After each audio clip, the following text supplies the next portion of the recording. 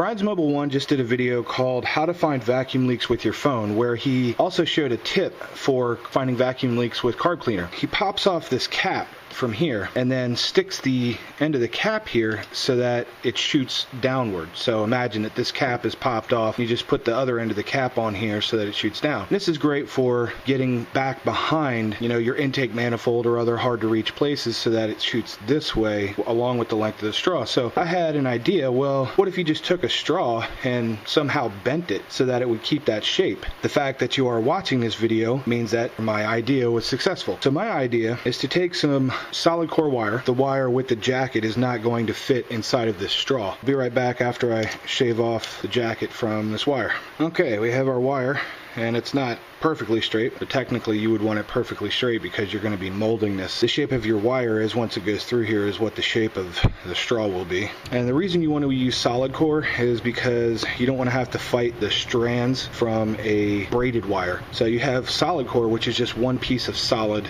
copper, versus braided wire, which has a lot of multiple strands. Also, the solid core wire is more rigid. If I tried to do this with braided wire, it would just flop all over the place, but here it's nice and rigid, so it makes it a little bit easier. It is pliable, it's not perfectly rigid. It is a real thin piece of a copper strand. There we go. So now I have the copper sticking out both ends. Now I don't want to try and bend this right now, otherwise I risk potentially breaking, snapping the straw.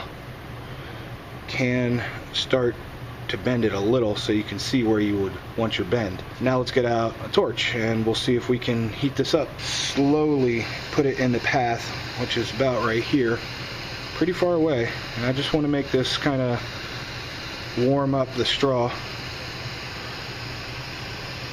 Ow! That's hot. Yeah, I need I need some pliers.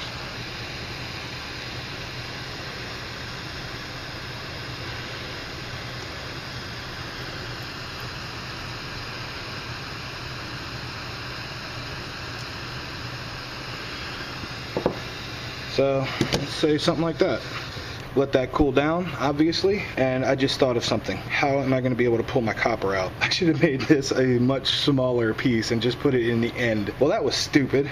Alright, well, live and learn. Don't do that. Oh, that is coming out. Holding the end of the straw with my fingernail here, pulling it out.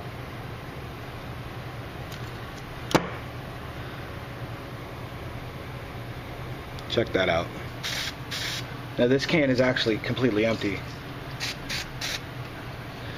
So let's say you're trying to go across something, back down behind a manifold.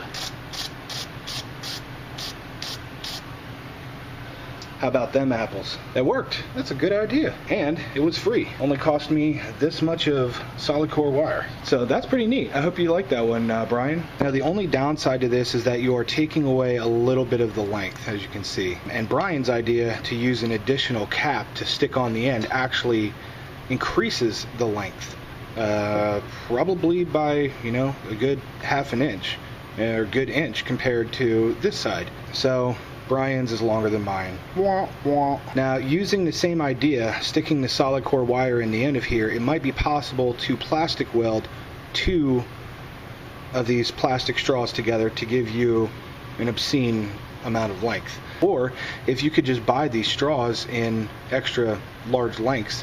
I don't know if they make them like that. I wouldn't even know where to buy something like that. And if you can buy them in really long lengths, then of course you can use the solid core inside of here to warp and shape this in any odd shape that you want. Make your own custom straws. I hope you've enjoyed that video. Go check out Brian's video. It's a great video, great hack, great tip. I'll post a link up in the top right corner so you can go check that out. So this is just a quick tip.